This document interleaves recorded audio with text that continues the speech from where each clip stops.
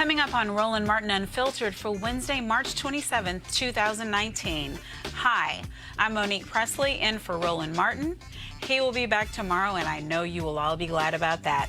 But in today's show, the man who drove his car into a crowd of counter-protesters at the Charlottesville Unite the Right rally had pled guilty to hate crimes.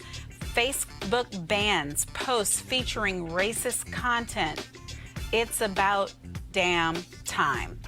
The Trump administration cuts all federal funding for the Special Olympics. Well, I mean, actually, they proposed the cuts, but it's still cruel and dumb.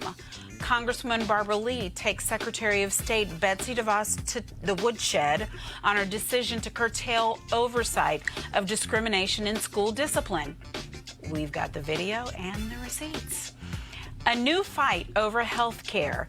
The Democrats introduced legislation to strengthen the Affordable Care Act. Trump wants to kill it in the courts. Even Republicans, they used to be Republicans, right, are appalled. The president of the American Federation of State, County, and Municipal Employees, or AFS-MEE, sits down with Roland for an in-depth interview on the key role unions play to empower workers and combat income inequality. A hunger strike to end violence enter its 19th day. We'll talk to a man on strike. Another Congresswoman of color. There are so many now. I'm so thankful. This time, Alexandria Ocasio-Cortez of New York issues a thoughtful and devastating beatdown of critics of her Green New Deal. I mean, if you don't have anything, don't say anything, right? We've got the inspiring video. And another crazy-ass white person. Gosh, Lord, I'm a guest host. Forgive me for this segment, Jesus and the public, and Dr. Monago, who finds this funny. Upset with signs in Spanish at a Mexican restaurant. Yeah, there's always video right now. There's video for everything. It's time to bring the funk on Roland Martin Unfiltered. Let's go. He's got it. Whatever the miss, he's on it. Whatever it is, he's got the scoop, the fact, the find. And when it breaks, he's right on time and it's rolling. Best believe he's knowing. Putting it down from sports to news to politics. With entertainment just for kicks, he's rolling. It's Uncle Roll, y'all. It's Roland Martin, Rolling with Roland now. He's funky, fresh, he's real, the best. You know he's Roland Martin now.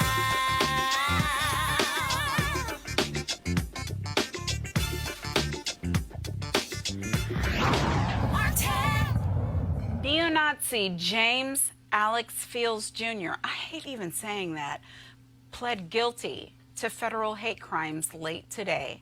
Fields drove his car into a crowd of counter-protesters at the white supremacist rally in Charlottesville, Virginia in August of 2017.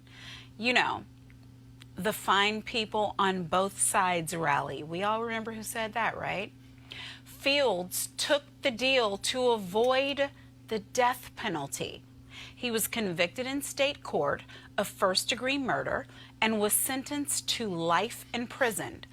Fields murdered Heather Hare and injured dozens more. And all that relates to our next story. Facebook announced today that Facebook and Instagram, which it owns, how many of y'all didn't know that, will ban praise, support, and representation of white nationalism and separatism. The ban takes effect next week after years of pressure from civil rights and social justice groups like the Lawyers Committee for Civil Rights Under Law and Color of Change. I love all of them. Facebook had previously banned white supremacist content. Brian Fishman, Facebook's counterterrorism policy director, said, quote, "We decided that the overlap between white nationalism, separatism, and white supremacy is so extensive, we really can't make a meaningful distinction between them." Facebook said in its statement, "Searches for terms associated with white supremacy will surface a link to, quote, life after hate." I'm sorry, I can't stop laughing. White life.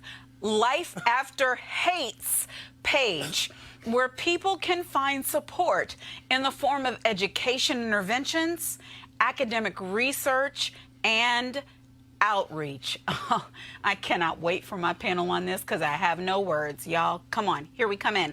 Joining us on the panel today is John Christopher Bua, White House correspondent for Talk Media News, Deshandra Jefferson, principal with the Raven Group. Close enough. No, I want to get it right. The Raven Group. And Dr. whatever his name is, Leo Monago, our dear friend of the show, socio-political analyst and activist. So he says, welcome to the show. Well, I've never. I'm in the crossfire. We in the crossfire. You're not in a crossfire. You're the strongest person in the room other than me. Barbara Lee and DeVos on discipline discrimination. How downright mean is the Trump administration? Take a look at these faces of special. They don't want me to talk about that. They keep rolling the prompter, though. Listen. I hear you, Jay. Y'all, Roland. We ready to jump in, okay? We ready to jump Roland in isn't here. I just want to say, I wanted to hear from the panel, but the prompter kept rolling. Don't blame me for this. Look, guys. He's the strongest one in the room. And because of that, I'm not going to you first. Dr. Bua, what say you to these strange things? Well, first of all, I am a professor and a lecturer at the Catholic University and has been at Georgetown for 6 years, but I don't have a PhD. So I'm a professor or adjunct, not a doctor. No, but I can call you doctor. You can call me. You can call me whatever. Dr. Monago already said. You can call me whatever you like. Exactly. But I have to just say that for the record. But it's a pleasure to be here. I've done Roland's show many times, and I'm delighted to be with you in this wonderful panel. Thank you. Now, what to say? I got a lot to say. First of all, limit it to the first topic because we have a long show. We're talking about the Secretary of Education. No. Which one? Go back. Heather Heyer? Yes. I know Heather. I know the area. I go there. I've been going to. Heather is with heaven. I've been going to. I know that. I've been going to Charlottesville for 25 years, and every time I go, I leave more flowers on the spot where she was killed by that vicious, horrible man. And it wasn't both sides, which is our point. It was not both sides. Yeah. It was hate. And you know what they did the night before? They marched with candles on the University of Virginia, and they said, "Jews will never replace us." You know what that means? That goes back to Nazi Germany in the 1930s. And as the great George Santayana said, those who cannot remember history are condemned to repeat it. But some don't even know history. No, they don't. Dr. Bua, I insist upon That's it. fine. But Professor Bua. That's fine. Some don't even know the history. So it's not a question of forgetting what we've learned. You know, and I'm saying this with all compassion and sensitivity. I know you Sometimes the people who are listening are so young and our school system is so flawed that when you start talking about things that happened in the 1930s, they don't have any idea. I can say Juneteenth, right, and they'll be like, oh, that's a holiday, not sure why. And they'll have no idea. So it's up to us what to that teach means. them. It is. It's up to us and to teach it's up to them. us And to teach them. And this is an excellent format because thank God for Roland. He gives us the space to teach. Yes. But in a situation like this, I'm just trying to find out from you, as someone who is a professor and is responsible God help you, for teaching those behind us. What can we say to these things? That's a biblical scripture, but whatever. I understand. What can we say? And you know, I'm also a White House correspondent. I It know. puts me in a very unusual place, trying to explain to my students, undergrad and grad, exactly what happened at the White House today. And I'm thinking, well, wait a minute. Maybe you can explain to me what happened at the White House today.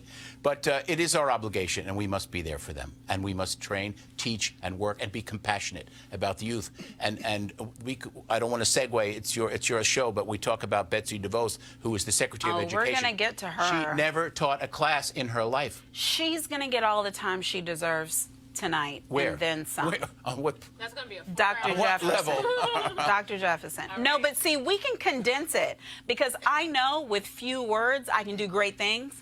And I feel with this panel, that's where we are tonight because what she did, we have something to say about it. But no, where this is concerned, where we're talking about great people on both sides.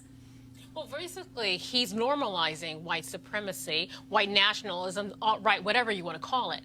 Trump's words are normalizing the hate that we see growing across not just our country, but around the world. You know, he's using his bully pulpit not to unify our nation, but to continue to divide us. And that's a problem. You know, and looking at what Facebook today, the actions that they took, they should have done it years ago.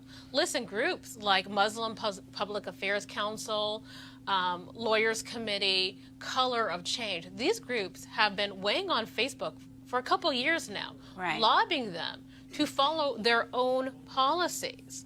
And now they're finally taking a stand and saying, wait a minute, you know, we're not going to give a platform to this kind of speech. Personally, I think it's about time. They should have done it a long time ago. I think social media is, you know, white supremacists have been using it without penalty to spread their messages of hate. And I'm glad that we see Facebook is taking a lead and saying, no more, not on us. But is Facebook really taking a lead? And I hear you, Dr. Buick, Dr. Jefferson, Dr. Cleo. There was another person named Dr. Cleo. We won't even talk about it tonight.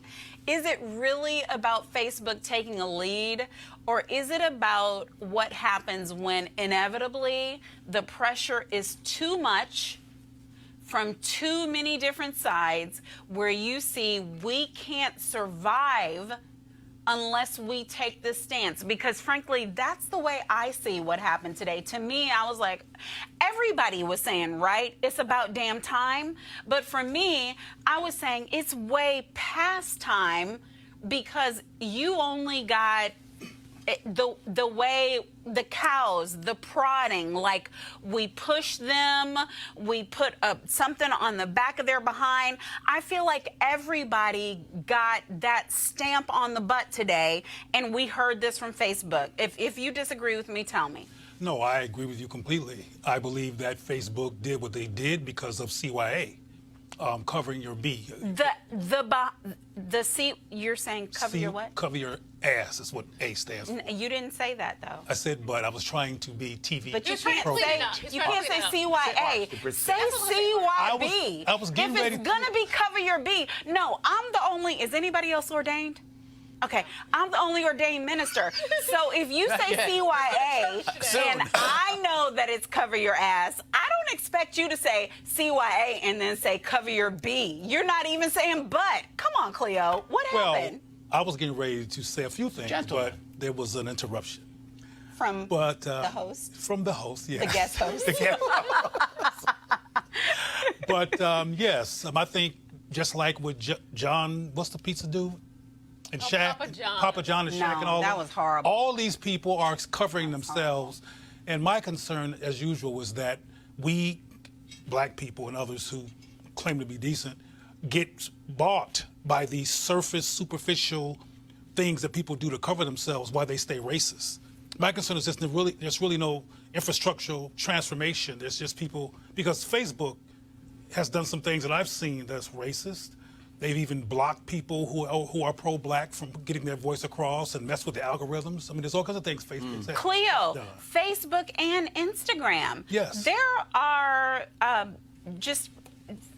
I don't know if I want to call them journalism publications, whatever they are, they're putting news out where people are watching it, like Black Wall Street, and they have to post all the time and say, Instagram is keeping you all from watching us, they're keeping us from adding our numbers, and it's supposed to be a free format.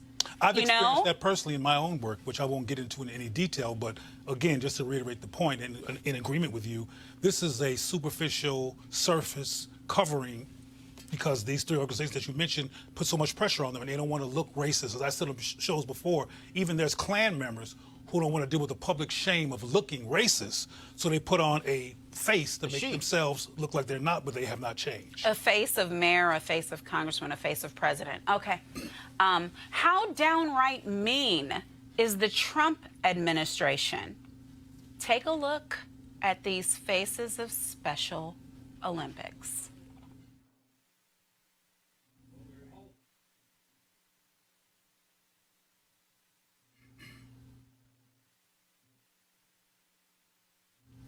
Education Secretary Betsy DeVos just cut all federal funding for the Special Olympics. Now, I'm being given permission by the powers that be on Roland Martin Unfiltered to weigh in here. It's probably because they know that I have an oldest child who has been dealing with an autism diagnosis since he was 2.5.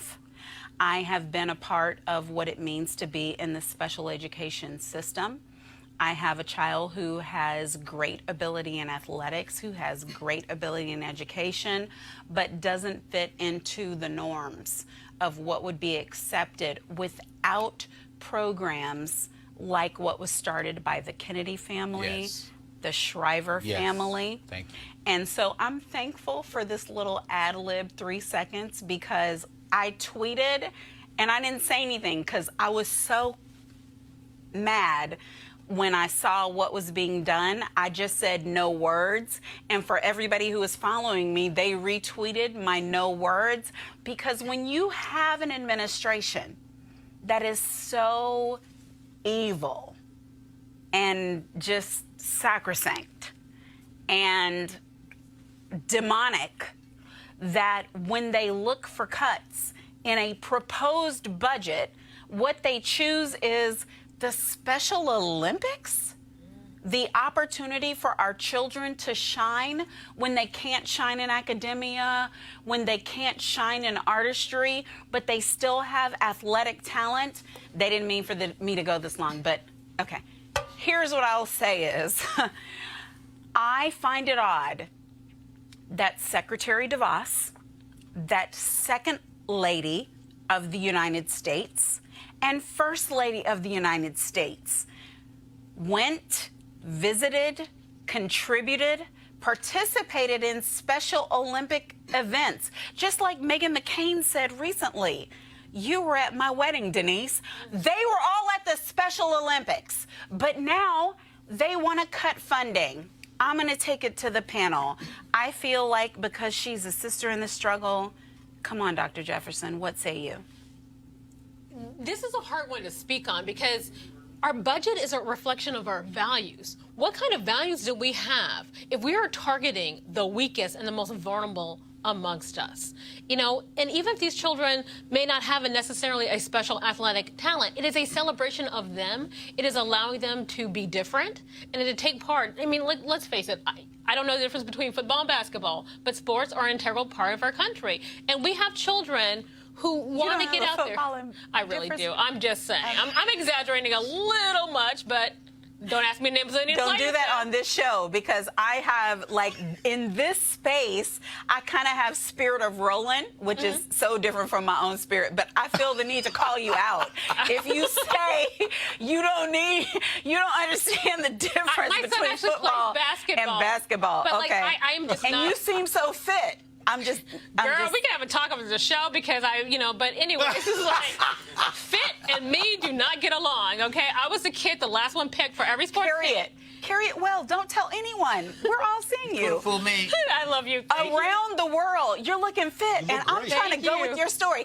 As Roland would say, go with the bit. I said said you're fit, you could have said right there, I ran track in high school. Everybody did. Track in high school, Everybody did. Varsity letters, you know, what have you. Now, I want you to tell the real story because I want everyone to be on the journey with me. But True. anyways, you know, she's pledged to donate, I don't know, half of her salary or something. Who cares? But here's the point. That's It's the She's hypocrisy. taking away millions of the Hypocrisy. government's Doesn't money. matter. What I'm getting to. She's a hypocrite.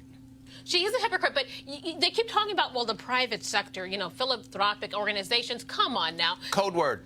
Means But let's- you're not, but let's you look need at not the- apply. let's look at the Private sector. underpinning- The same thing with the elite schools. Let's look at the underpinning from my That's another perspective. What's story. going on here? The white supremacists and white nationalists are always trying to target the undesirables. Yes. Well, I did that in And Nazi these, Germany. that's well, I was going to say Throw 'em that. in the gas chamber. I was getting ready to say that before you Homosexual. mentioned it, that Yep. Hitler did the same thing. And when you're trying to create a pristine white He master led race, you right there, didn't he, Cleo? You what? He led you right there. Well, it's not difficult. You weren't going to go there. Oh, But I yes. appreciate I think he was. See the between, look. between Dr. Bua. Was it on your notes? It's that on the page notes. is blank. Stop it. No. No. There are receipts. He got receipts. But my Go point on, is, We're but my all in point together is, here. I don't believe that, Cleo. I want to challenge you on that because You don't believe what? I don't believe that DeVos was always heading that direction because when Oh, well, I'm not when, talking about when, DeVos. when Marie DeVos has a Shriver boss. no, because Marie Shriver rarely does this. You know, she's always trying to look for that space where she can say, okay, I see your point and this point and et cetera and so on. And sometimes when I'm following on Twitter, I'm like, oh God, you are a diehard liberal just for today. Stand up, you know? But today, she came hard. She was like, if you're looking for your cuts, you don't have to aim at Special Olympians. You don't have to aim at, you know, I have a child on the autism spectrum, and that's also what they're trying to do. You don't have to aim at people. I'm not even going to get into healthcare right now. But my point is, as Dr. Bew or Dr. Jefferson were saying, what they're about to do now, this is Trumpian.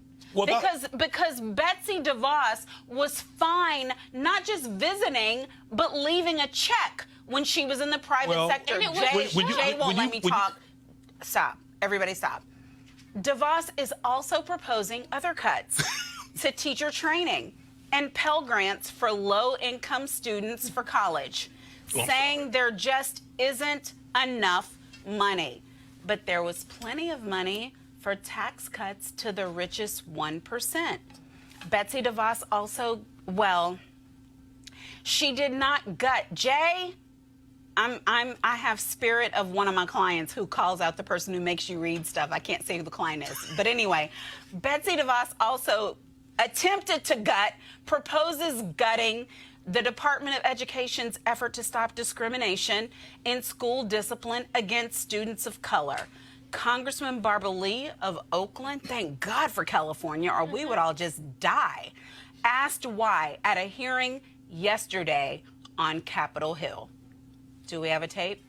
Congresswoman, no child should be treated or disciplined differently based on his or her race or color or national origin. And if and when they are, our Office for Civil Rights will act swiftly, acted swiftly. Children need to be treated as individuals, not They're as not being statistics. treated as individuals. That's They why are. we had this order put in place. And you rescinded that. Again, any student that is treated or disciplined differently because of his or her color or race, Madam is going to Secretary, be- that the is Department not of Civil Rights, acceptable. your own Department of Education, Office of Civil Rights indicated that students of color are suspended 3 times more than white students. We put into place some requirements that would begin to turn this around. You rescinded those requirements. So what Again, message does no this send to student- school No districts? student should be treated or disciplined differently But based Madam on their Secretary, they race. are treated differently. They are treated differently. No, if they are, it's discrimination. Well, then And the why Office in the for world Civil would you Rights and the Office for rescind Civil Rights, the orders that would correct for this? the letter amounted to quotas. Children are individuals. They're Madam not Secretary, a this statistic.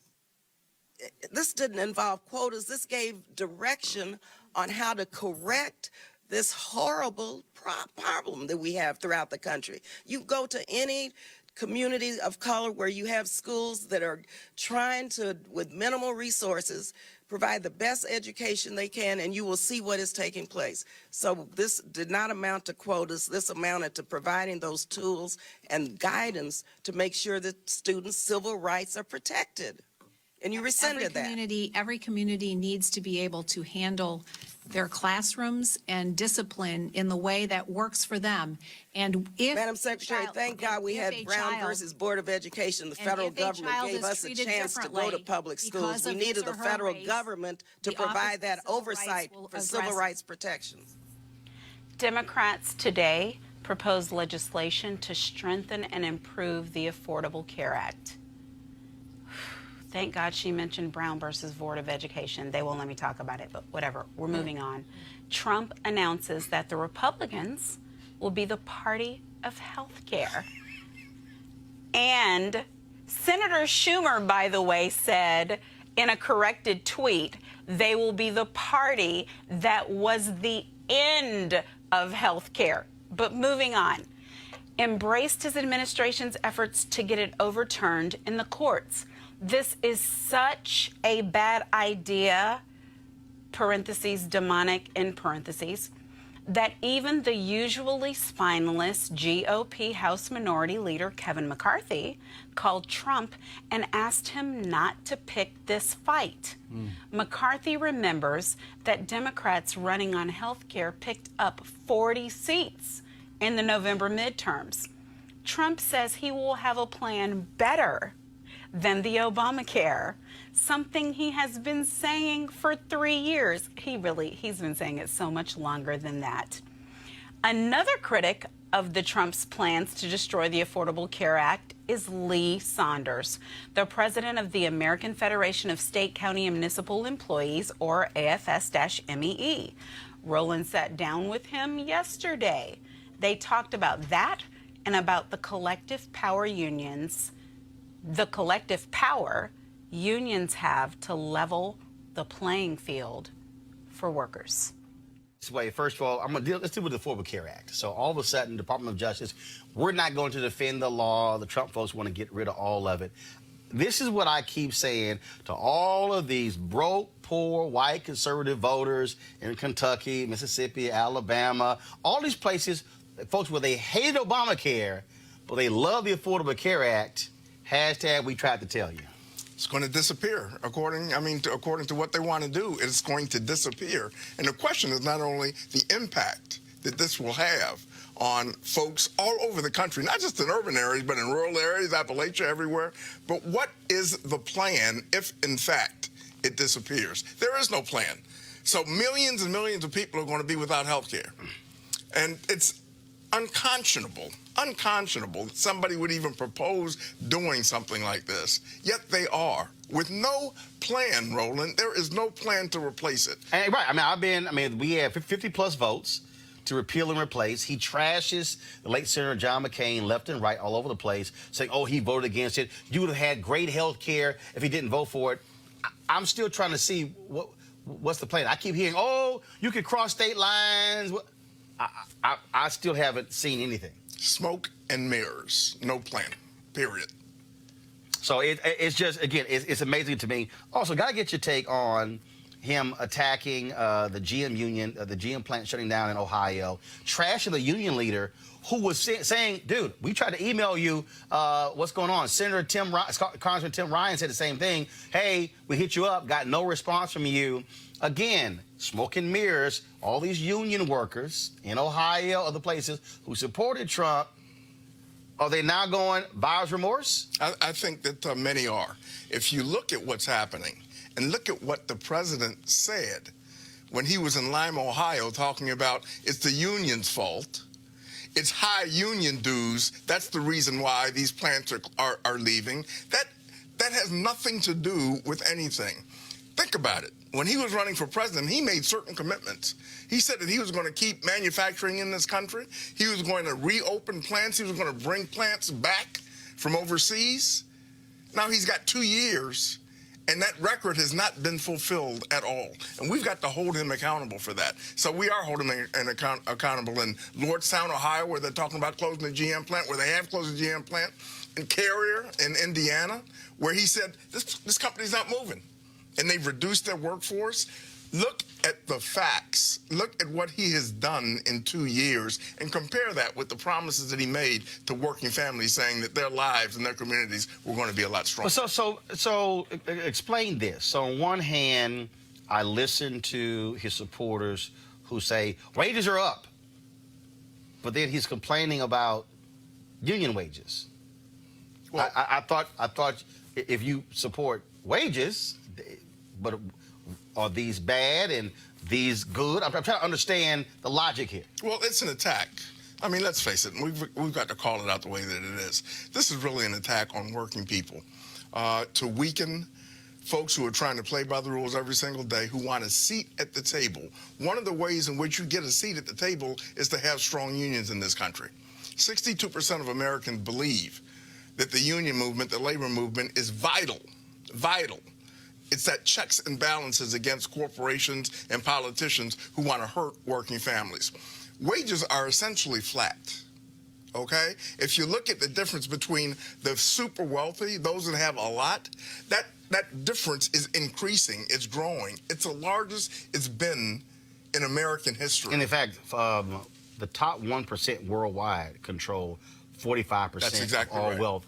I mean, the top 1% control 45% of all wealth worldwide. Something's wrong with that picture. And the only thing that we can do, and you've got to have a strong labor movement, and that's why they're coming after us. That's why we have a bullseye on our backs. They want to weaken us further so they can keep wages down, so those profits can be high, and they can hurt working families all across the country. That's the only conclusion that you can come to. But let me say this. I think they've overreached. I really believe that they've overreached. We had a case in the public sector called Janus. And essentially what that case did, when it became the law of the land, the Supreme Court heard it, it made every single state in the public sector right to work, meaning that you don't have to be a member of the union. You don't have to pay union dues, yet you receive the same level of benefits that a member will receive. They tried to hurt us. They thought that was going to bury us. But in fact, let's be honest. The union movement also was scared to death. I mean, of Janus. I mean, a lot of people I talked to, they said, look, this may severely weaken us, may take us out of business. There was real fear about this decision. There was real fear. So what has happened? But let me tell you what happened. We went back to basics within the union movement. Our union, AFSCME, went back to basics. We started talking to people one-on-one every single day. We had 1 million one-on-one conversations with our members and progressive members saying, what are your expectations? What do you think? What are the issues that impact on you? Communicating with them, throwing away that the iPhone, getting rid of that iPad, and talking with folks, reconnecting with our members. When Janus hit, when that Supreme Court decision said this is going to be the law of the land, folks said, uh-oh, they're coming after me directly. And we've got to stand up and we've got to make our voices heard. And you've seen that in state after state after state. Within AFSCME, we've been organizing new members at a record rate. Since 2016, we've organized more than 26,000 members, even under the Janus attacks. So according to what you guys report to the Department of Labor, yeah. You've added 9,000 new members. In 2018. 19,000 retirees. 19,000 retirees in 2018. And you've retained 94% of all represented workers. 94%. Even with Janus being the law of the land, we retained 94% of our folks because they got it and they understand that the trade union movement, that unions stand in the way of folks who are trying to take their power and take their livelihood away from them. We've just got to continue that message. Were you even surprised by these numbers? I was. Even we have developed this campaign we call AFSCME Strong. It's been going on for 3-4 years. We were expecting a higher loss, but because of the work that we did, rolling up our sleeves, all of our affiliates, not just the national union, but our affiliates, talking with our members and with our potential members, our volunteers talking with their sisters and brothers, we were able to stop the bleeding and actually convince people and saying that we need our union. And the union is the only way that we can get better benefits, better health insurance, working protections on the job, all of those kinds of things, health and safety provisions. So people are coming back. And they're saying, okay, they're coming after us, but we've got to organize and mobilize and educate so we can't get hurt. So if you've done this and you've seen the impact, how do you now say, okay, we got to do the exact same thing to the non-union workers? We got to go to them and walk them through, the people who listen to conservative talk radio, who listen to Fox News, who listen to Trump, who attack and say unions are the bane of Americans' existence. Is that now the next wave? Because here we are at the end of March in 2019, 8 more months left in 2019, presidential election in 2020. To me, this is going to be, especially now with Trump attacking the Affordable Care Act, this is going to be a huge issue. So what's the next phase? We've got to talk about what he is doing that is hurting working families. As I said earlier, there is a track record now, a 2-year track record, things that he promised versus things that he is doing. And it is very clear that he's going after working families. Health care, okay? The tax breaks that he gave the wealthy corporations and the top 1%, while the average worker was getting hurt. The attack on unions, the attack on collective bargaining, ways in which our members in our communities can uplift themselves by having a seat at the table. We've just got to talk about the fact that these things are under attack, and it's affecting you and your families and your communities. And when you have that kind of basic conversation, people get it and they understand it. Now, are we going to get back everybody who voted for Trump? No, I don't think so, because there are other reasons why people voted for the president. But are we going to get back a good percentage of those who just wanted to see if he would do anything differently to help them, and now they see that he is not doing anything to help them, he's doing things to hurt them? We'll get them back. Well, I think we also, I mean, I've been seeing this on the media side. I look at BuzzFeed, I look at the Los Angeles Times, I look at all these other different media outlets where workers have organized themselves and they've actually joined unions because they said, oh, wait a minute, hold up. You know, we thought technology companies were taking care of us, but then it's also big business. And I think that's the piece that I think for a lot of people, they really don't understand. And you've heard me say it before, and I have no issue, even if asked me being a partner of ours, I think the unions have hurt themselves by allowing someone else to control the narrative and not telling their story. I mean, we celebrate Labor Day every single year, and the average person has no idea where that even came from. You can go through just so many different things that are part of our daily life, and if you ask the average person, how do you think that actually came about?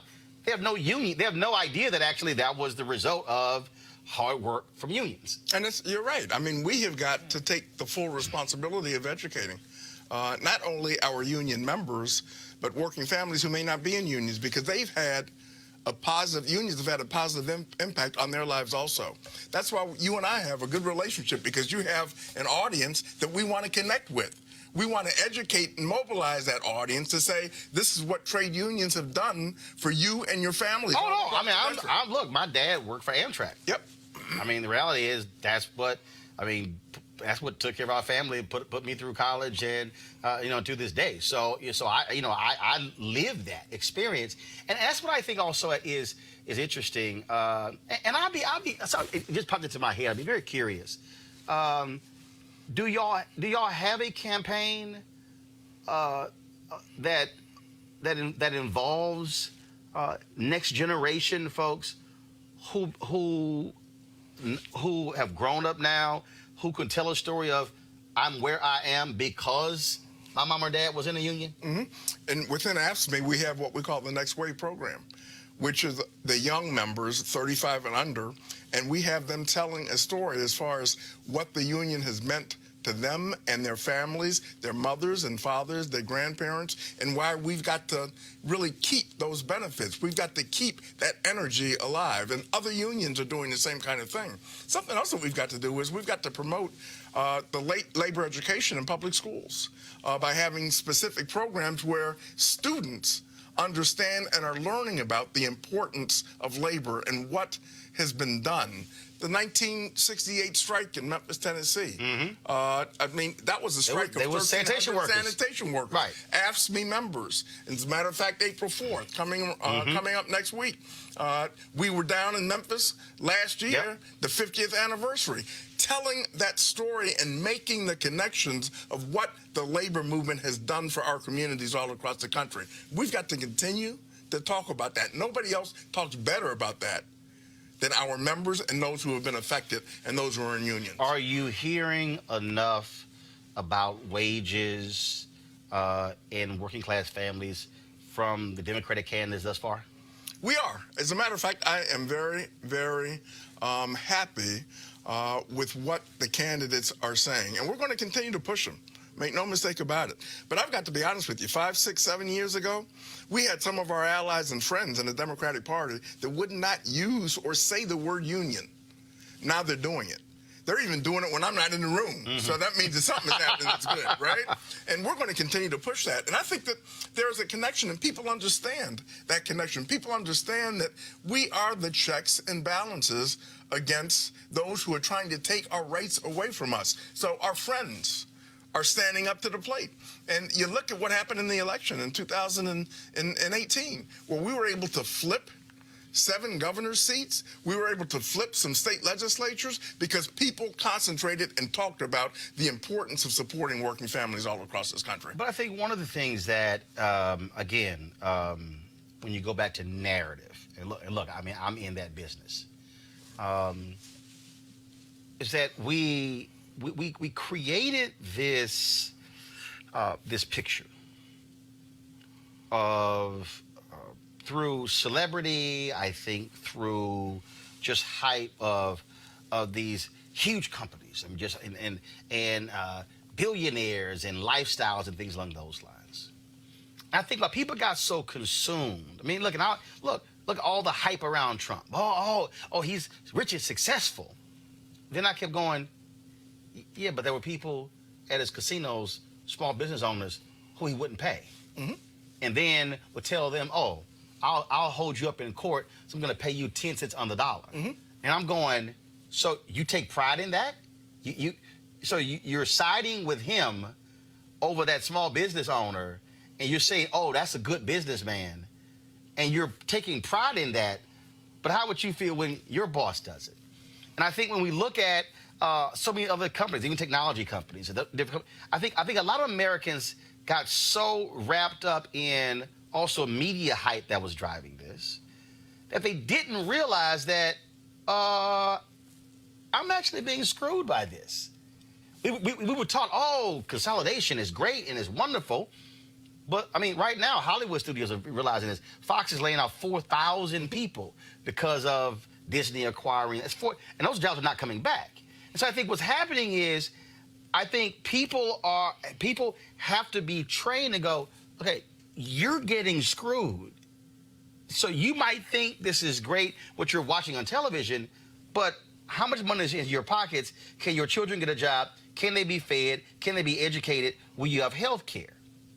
I think that's also part of that, just sort of reprogramming people to say, no, you think that's great? Yeah, for that person who's now worth $5 billion, it ain't great for you. That's right. They want to hold on to as much cash as possible. They want more. And they want you doing the 3, 4, 5 different jobs from a productivity standpoint, so they don't have to hire anybody else. That's why it's so important for us to continue with our coalition partners to organize and mobilize and educate our communities every single day of the year and talk about the issues that impact on them and their families. And that's what we're doing. And that's what we've got to continue to do in 2019 and 2020. I really believe, and you've heard me say this before, that I think we're in the middle of a movement moment where communities are coming together saying, whoa, we didn't bargain for this. This is not what we thought was going to happen. This is impacting on a lot of folks. I know it's impacting on me, and this is wrong. And you've got people coming together saying, stop. We've got to get back to basics here, and we've got to fight. And again, what I've said before is he now has a track record Right. of hurting people And we've got to promote that. We've got to talk about that. Look at Carrier. I mean, all that hype, we're going to save your jobs. Hype. Carrier took the tax breaks, took all the public adulation. 6 months later, gone. See y'all later. Bye-bye. Bye-bye. I'm like, yo, that was a PR move. And then he's going to blame the unions. And he took the tax breaks. Come on, man. That doesn't even work. It doesn't even work. It doesn't even pass muster. So, again, it's about educating our folks. And I think that we're in a moment where people are saying, this is wrong. And we can no longer be silent. Because I think because what happened was people kept falling for the hype. Okay? We were told, first of all, now we knew it, that, $1.5 trillion tax break. All of these companies, they're going to take that money, they're going to reinvest into the company, into workers' wages. And then people got pimped. Here's a $1,000 bonus. A bonus. And people are like, Not great. Even in your wage, but a bonus. It's like, okay. I appreciate $1,000 bonus. What about next year? Yep. And the year after that? Yep. Wasn't a $1,000 annual increase. It's a one-time bonus, which they also got write-offs from. And so people went, wait a minute. And so all the talk, all wages are going to go up. And then when you hear wages going up, well, then the question is, well, how much? If the stock market is exploding and is doing so great, and if these companies, I mean, look, the repatriation, American companies had $2.6 trillion in overseas profits. They had no intentions. And then what happened? Tax break goes through, and they sat there, we're going to buy back stock. That money went back to the shareholders. When half of America doesn't even have money in the stock market. Right. And what went to the workers? And again, I think what happened is, I think when you watch these business networks, in many ways they look like sports networks. It's the economy is zooming, it's going great, and people are like, that's great. And then they see this billionaire and that billionaire. Oh my God, look at their yachts and houses, and you're going, you know you're broke. You know you're broke. And I think it became psychological. People thought that image meant America's back. But when you have 80% of America who, if they have an emergency, they don't have $1,000 to grab. No, that's, to me, the real concern. Mm-hmm, mm-hmm. Well, we've got to take advantage of this moment. I really do believe that. And I think that people are primed to say, hey, enough is enough here. This is wrong. We can't continue to go down this direction, and we've got to make change in which everybody has a seat at the table and everybody can share in this nation's prosperity. And that is not happening right now, and that's what we've got to get back to.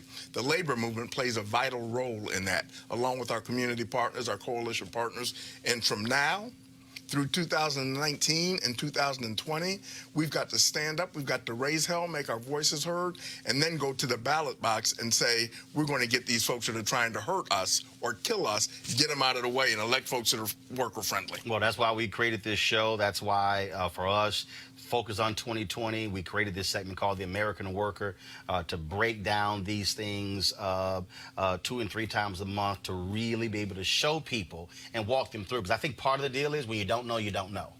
Then all of a sudden, when someone walks you through, it's like, whoa, I didn't realize that. Now you understand why these things matter. So, I look forward to it. Lee, appreciate it. Thanks a bunch. Keep on fighting, man. All right, keep giving them hell. Keep your voice heard. They're going to help run it, or they're going to run it for you. In order to get anything done in this world, we have to work with the system that's there. And you have to have the courage of your convictions. You may despise me, you may not understand my choice, but at least you can respect that I stood in it. If you're outside the mainstream, no one can push you aside any further. Life makes you jaded, and it hurts you, and it's painful. And we've had a lot of pain in this country. Trump can show up and say anything, and they can just go, oh, yeah. And the African-American community was great to us. They didn't vote. You know, he just called you stupid. Did you hear that? But he's for us. Really? And they were just regurgitating the things that they had heard on a radio or in the barbershop or something somebody had told them. They hadn't thought about it. Democracy is in danger because people don't know how to think. I'm done with trying to convince people to try to vote for their, for their life. You have to run for your life. I'm gonna go try to get people who are open to it and lead them. I'm done with hope. Fuck hope. Bye. That's good news.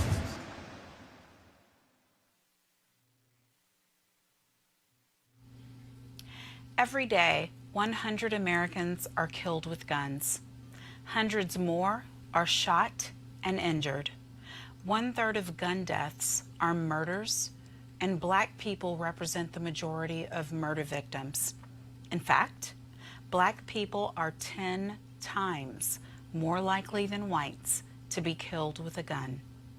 The government can't or won't help us. So what can we do to decrease the number of Black people dying because of gun violence? The Circle of Brotherhood is an organization of primarily Black men from all walks of life who formed an organization to address the issue. Today marks the 19th day that some of these men have been on a hunger strike to draw attention to the problem of gun violence in Black communities. Joining us now is the Executive Director of the Circle of Brotherhood, Lyle Muhammad, and a member of the Hunger Nine, Albert Muhammad. Welcome to Roland Martin Unfiltered. It's our honor to be with you, and it's our honor to be amongst this august body of men and those who are listening across the country. I am so humbled that you all took the time out of your lives, basically, to care enough about this issue to turn down your plates and turn down your lives to do something about it. What if you could speak to 1 million people like you are right now? What do you want fellow Americans and people around the world to know? Number one, I want them to know the impetus of what led these 9 brothers to make such a sacrifice. The Circle of Brotherhood has been in the community for years doing the work that only we can do. Black men who, many of us, to be honest, used to be part of the problem. In our organization, we say we come from the streets to the suites. About 2 months ago, some of these men you see with me now were at a vigil primarily for mothers of slain children. And it was at this vigil where our brothers were participating. It's harsh enough to hear the wailing of one mother, but they heard the wailing of then 10, then 20, then 30, 40 to 50 mothers wailing over the loss of slain children. And at that point, it pierced their hearts to such a degree that they decided that we have to do more. So conversations began to take place, which led to the development of Operation Hunger. And we want people to know across this world right now that these 9 men who are here with me now have had nothing but water for the last 19 days in a show of sacrifice and commitment to decreasing the gun violence in our community, stimulating the conversations and dialogues that need to take place. We're camped out right now in what some people will call the famous Liberty Square, or others would call the infamous Pork and Beans, right on the corner of Northwest 62nd Street and Northwest 12th Avenue. Many areas where people are afraid to come, but we've been here and there have been miraculous things taking place over these last 19 days. Well, thank you so much for your sacrifice. I do appreciate that. And, you know, we out here, we see your sacrifice and we don't want you to starve. I know my panel is here and we don't want you to keep being on water right there at 66th and 12th. What can we take to members of Congress, to state legislatures? What is it that we can take to them that's tangible, that we can say, if you do this, then these brothers will start eating again, or if you do this, then that at least will be a catalyst for change? Really, there's nothing that we can take to Congress that will have that impact. But there is a message that we can take to our people. When we decided to embark upon this endeavor, it wasn't about passing legislation. It wasn't about meeting a particular demand. It was about waking up the desensitized people in our community to understand that we got an issue with each other. We got an issue that we have to start dialoguing about the things that we allow to take place. And so that internal dialogue for us is the most important thing. I will say that there have been many people who have visited here, from politicians to perpetrators of the crime. We were even visited by some of our members in the Parkland community who came down, who understand that this issue is bigger than all of us. So if there are people who are involved who want to take things to legislation, but the message of these men here is we want to be involved in solving our own community problems. Well, thank you so much for that. And as this host always says, we have to be the ones responsible for our own freedom. We are with you, not just in prayer, but we are resolute in a commitment to take action, not just my panelists tonight, but the host, Roland Martin, and all of the people who are watching Roland Martin Unfiltered. Thank you so much for your sacrifice. We appreciate you, and we are with you. Thank you. New York Congresswoman Alexandria Ocasio-Cortez, really, I mean, unreal, really, the way she gets under the skin of Republicans and conservatives. Maybe because she's smart, effective, and has millions of Twitter followers. Yesterday, she responded to charges that the Green New Deal that she supports, that she authored, is by and for elitists. Watch this masterclass takedown on Capitol Hill. But aside from that, when we talk about the concern of the environment as an elitist concern, 1 year ago, I was waitressing in a taco shop in downtown Manhattan. I just got health insurance for the first time a month ago.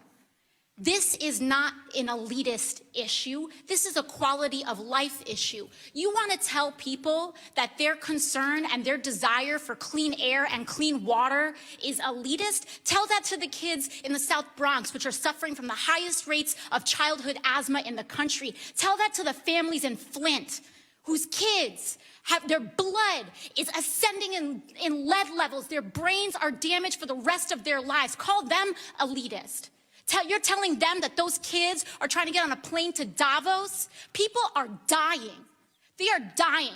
And the response across the other side of the aisle is to introduce an amendment 5 minutes before a hearing in a markup. This is serious. This should not be a partisan issue. This is about our constituents and all of our lives. Iowa, Nebraska, broad swaths of the Midwest are drowning right now, underwater. Farms, towns that will never be recovered and never come back. And we're here and people are more concerned about helping oil companies than helping their own families? I don't think so. I don't think so. This is about our lives. This is about American lives. And it should not be partisan. Science should not be partisan. We are facing a national crisis. And if we do not ascend to that crisis, if we do not ascend to the levels in which we were threatened at the Great Depression, when we were threatened in World War II, if we do not ascend to those levels, if we tell the American public that we are more willing to invest and bail out big banks than we are willing to invest in our farmers and our urban families, then I don't know what we're here doing. I don't know what we're here doing. No charcoal grills are allowed. I'm white. I got you, huh? Illegally selling water without a permit On my property. Whoa! Hey! I'm uncomfortable.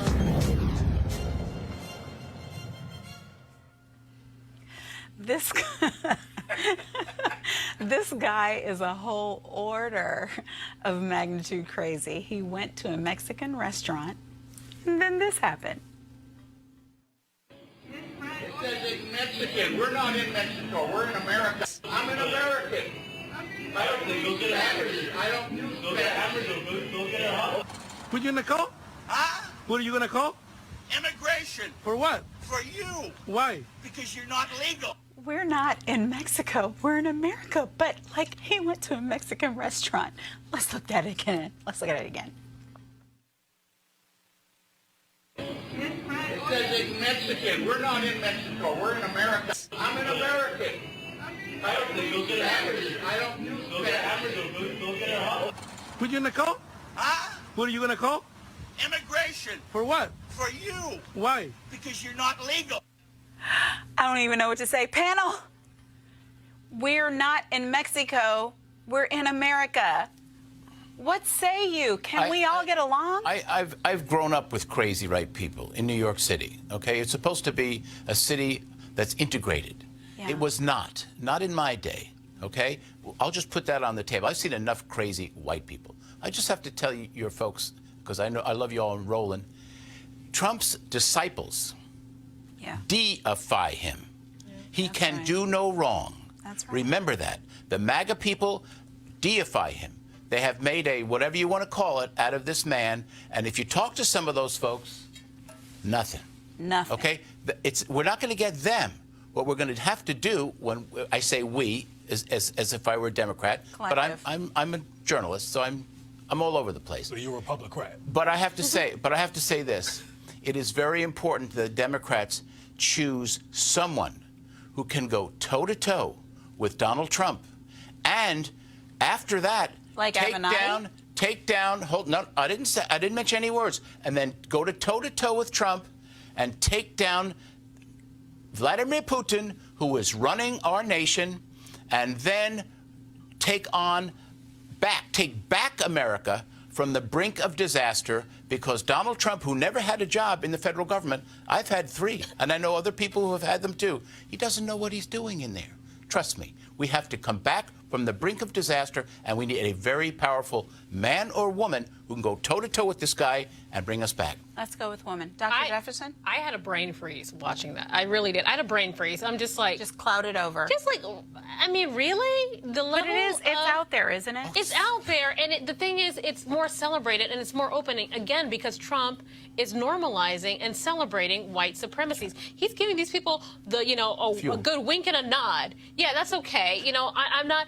Isn't it odd to you that one person has that much power, though? He has the bully pulpit. He's the president. He's the leader of the free world. It's a little scary that that's what a president can do, though, right? It's very scary. And skip him. I'm done with him. But you know what? Elections matter. I just got to say this. They do matter. Elections matter. Consequences. There are serious consequences, and we're starting to see people who think that they can sit out an election. I don't care if it's federal. I don't care if it's your local dog catcher. All elections matter. Please do vote. Please do vote. And I think that this is an example of it. I think this is an example. When you don't vote, this is what you get, America. This is what you get. Learn the lesson. And skip the brainwash people. I understand what Dr. Bu is saying. Skip them. Well, some of them can be brought. I did talk radio. Some are learning. At the DNC. I was on Oliver North, G. Gordon Liddy, and you know what? Not everybody listening to talk radio, conservative talk radio, is a loon. Some are even learning now. That's right. As today, they figure out, wait a minute, no more health care? Where's my tax They're figuring it out. I think the reason why, I remember you and I remember Avis DeWeaver were together. A long time ago. A long time ago, but I'm talking about right before it was announced that Trump was president. A long time ago. And I was at the restaurant, and I was, relaxing because I knew he was going to win, and I articulated that, and people argued with me. Several people, I won't say their names. And the reason why I think that these people keep winning is because we keep on operating from a place, which we should. There's a place for logic. There's a definite place for rational behavior. But these people are not coming from a place of rationality. They're coming from a place of desperate clinging to the idea of white supremacy and white power. These people, like this guy we just saw in the restaurant, he's not thinking rationally. He's thinking, like you said, he went to a Mexican restaurant. That's like going to a Japanese restaurant and complaining about... And said, don't speak Mexican. Right, He's going there looking for a fight. What is that? But the bottom line is that... Is that a language? Trump, see, we keep focusing on Trump, but Trump had millions and millions and millions and millions of people who voted in him, number one. Number two, Trump has not changed. Trump was Trump before he became president. People were being beaten up at his rallies. And what he was a performer. But the bottom line is that he was voted in after grabbing pussies. So we keep acting like... Did we have to go... He went, well, no, it's real. We keep acting like something has changed. He did not grab them. He said you could. Well, you know what I mean. We don't know. We don't... all that's the point. The point I'm taking is, I'm saying is that Donald Trump has not come into the White House and changed. The show took a whole He's coming to the White House and he's being Trump. There's something. Well, we don't have time. But we're not going to win if we keep thinking that reason is going to transform people. And a lot of people. One of the things that this guy said with all these brothers that was around him, when you asked him about Congress, he was like, "That ain't. It's not about Congress." He's like, "We don't care. We'll just starve." That was interesting. But he also said, that's not all he said. He said, we're not starving for y'all to bring I think we need to legislation. listen to if we want to get people to be on the side of rational behavior or off the side of white supremacists, is he said that it's about what we do in our community.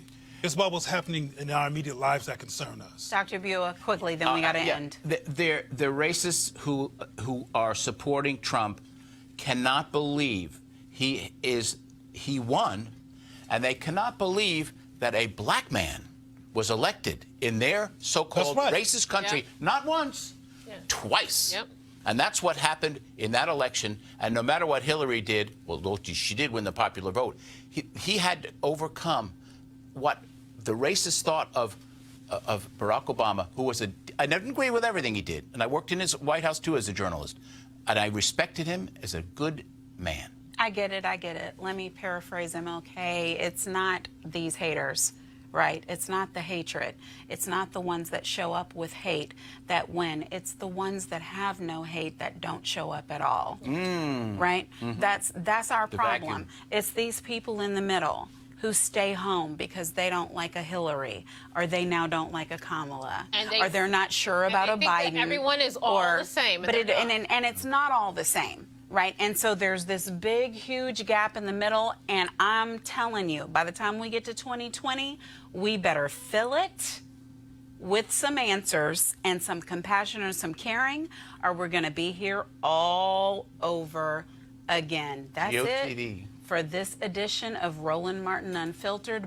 By all means, get out the vote, as Dr. Bua says, not just you, but everyone next to you, as Dr. Jefferson says. Vote for the dog catcher, as Dr. Cleo says. Vote if you care or not. I'm Monique Presley. Roland will be back tomorrow, live from Los Angeles. I'm no more in the chair after 3 seconds, 2 seconds, 1. I'm gone. Bring the funk. Holla!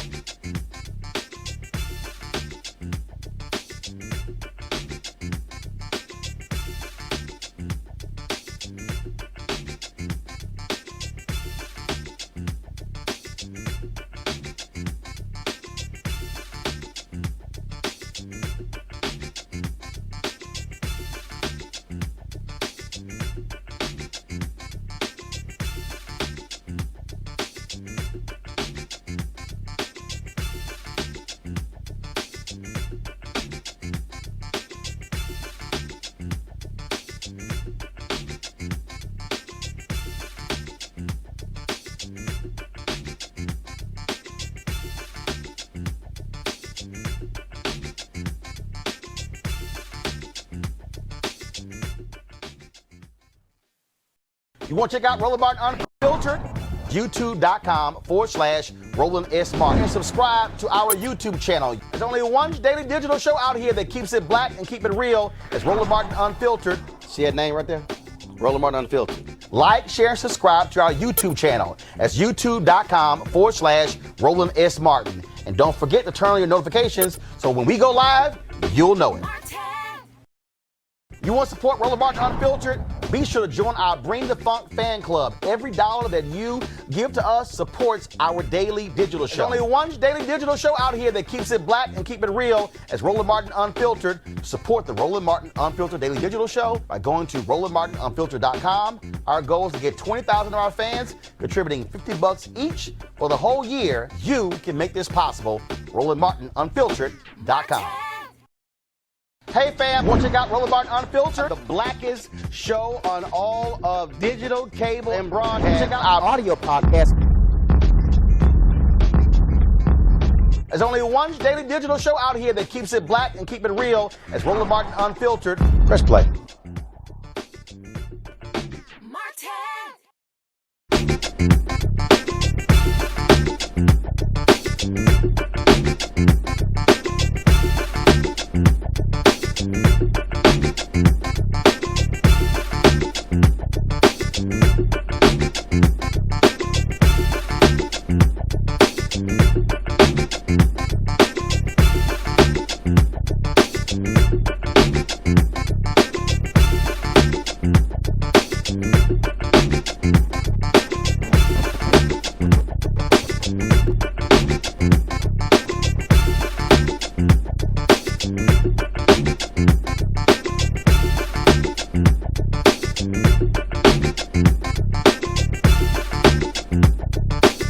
Roland.